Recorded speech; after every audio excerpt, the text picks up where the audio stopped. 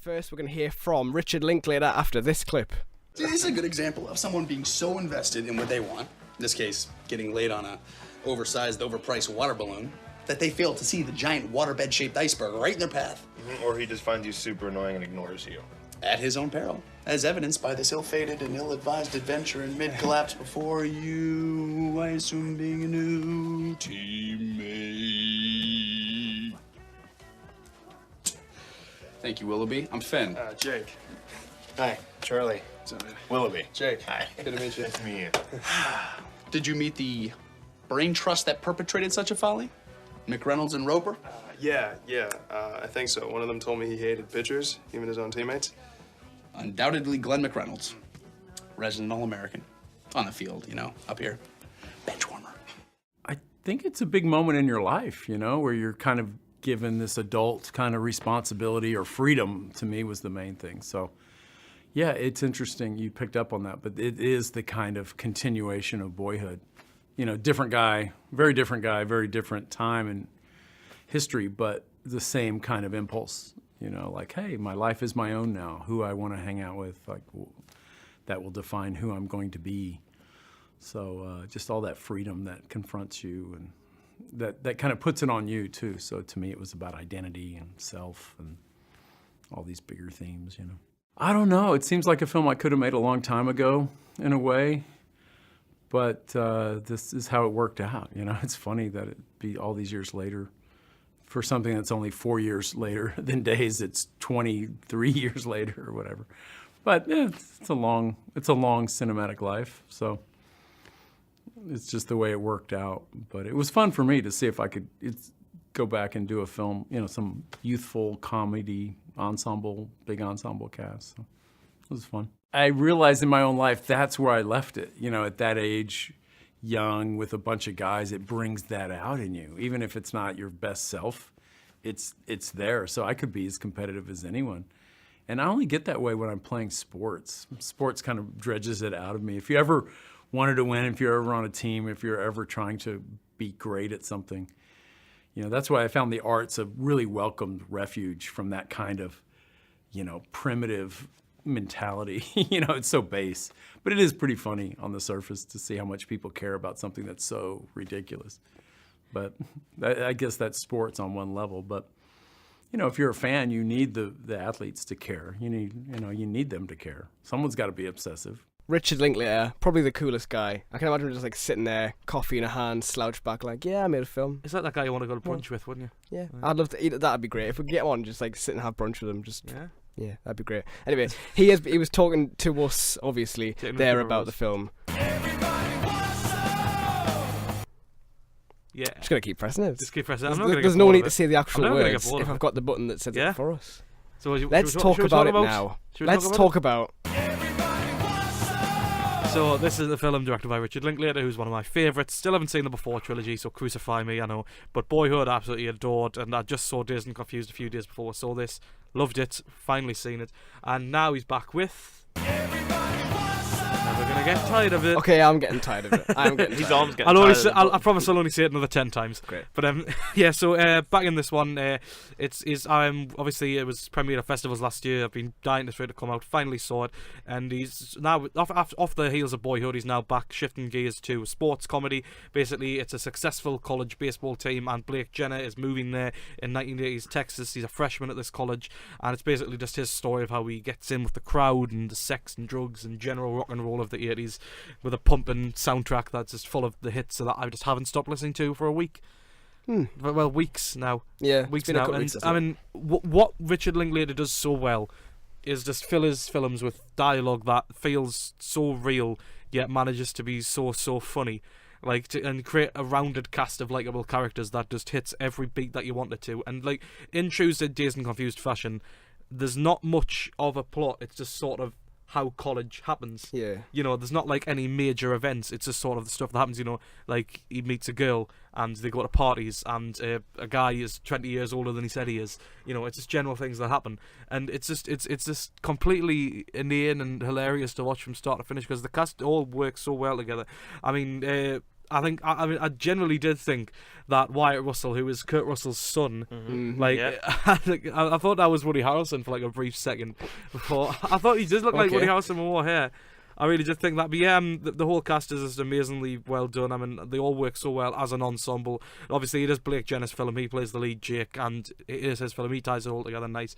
But it's like a film like Dazed and Confused. It's not a film where you're laughing out loud in big moments every sort of 10 minutes or so. You're laughing like at consistent lines and consistent gags throughout the entire film. It is a consistent film in terms of the comedy, and it's very well done in that aspect, where you have to watch that sort of just evolve through the film. And I really think that while it is a story that is just following how college is, it's good to see it sort of develop and sort of just watch these relationships expand. And it's in the space of 3 days before the college term begins, so as you see these relationships unfold, the comedy comes with that, and I think that's its biggest accomplishment. It's a really, really good film.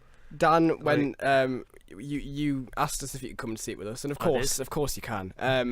But yeah, what did you think? I thought it was brilliant. Yeah, I love Dazed and Confused. I've watched it so many times. I think the thing that appeals to me and most people about film is, although you mightn't know the characters by name, you know them by trait. Yeah. And it was very similar with this one. It's just a really good like party film and a film to watch with your mates and stuff like that. I think I prefer Dazed and Confused a little more, because I felt like with Dazed and Confused there was that feeling of being stuck in a time period where they were a bit, and they were stuck in high school. It was at the end of the 70s, and there was kind of that push to kind of get out of the 70s and into the 80s. Yeah. Whereas they're on the other side, they're happier.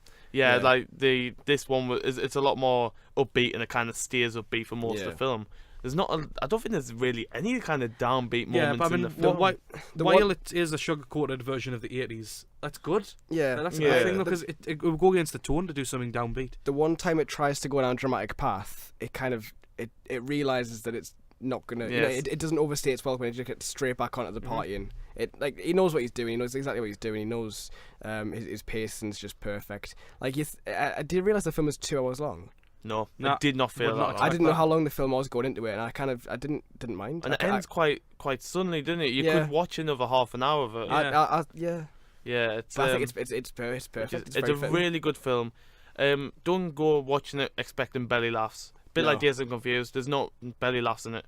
It's a small kind of like, you laugh to yourself in your head throughout the film rather than big chuckles. But because it's so consistent and the dialogue's so realistic, it's kind of like you're there with them in points. Yeah, definitely. And it kind of like what it does with Dazed and Confused.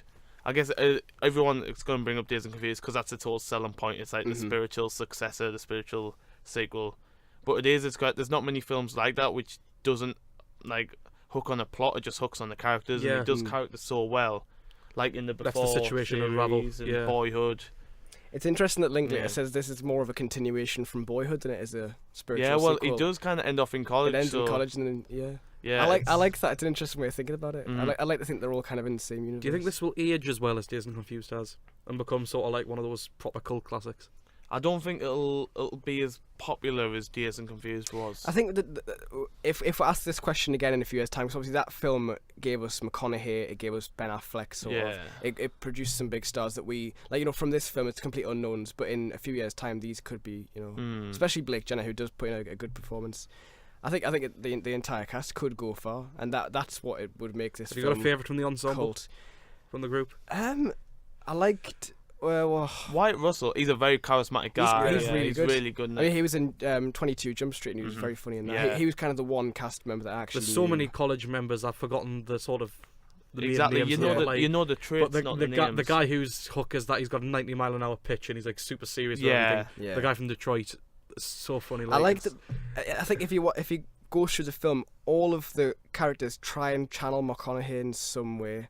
I think there's some try and channel it more than others, but there's always that kind of charm of wanting to get that kind of reaction out of the audience, I think. And there's no problem with that at all, because I think it does succeed.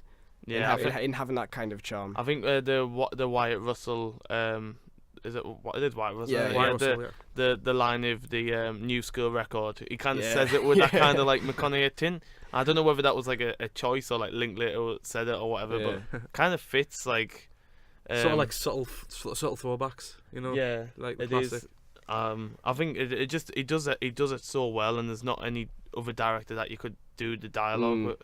It's not like a Sorkin dialogue when it's good, but it doesn't feel realistic. Like it's kind of like, This one feels more natural. It feels more natural, yeah. I don't think I stopped smiling for the whole thing. I know. I think the entire film, I was just grinning. It's just like a trip through the 80s, like a sugar-coated trip through the 80s. I mean, not that we know what it's like at all. No. Like we just take their word for it. Made me nostalgic for the 80s, and I wasn't even born then. Yeah. If you just want to chill out and watch a film that doesn't take a lot of concentrating, it doesn't take a lot of investment in your time, kind of like focus on it.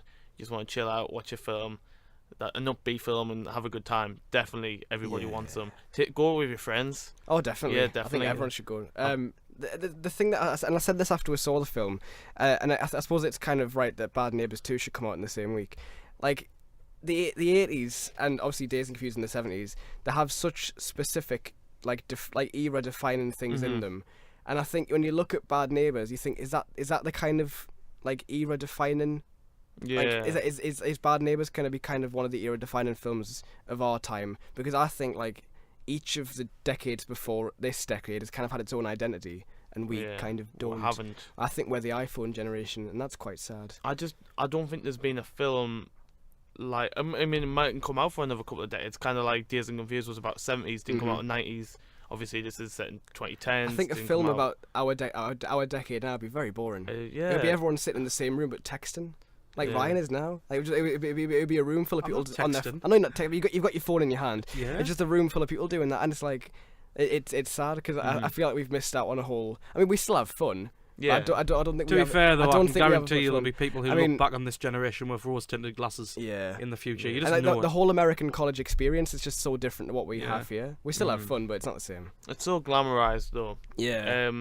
It's kind of, if it was set in England. America have frat parties. It'd be much different. America have frat parties. We have passion.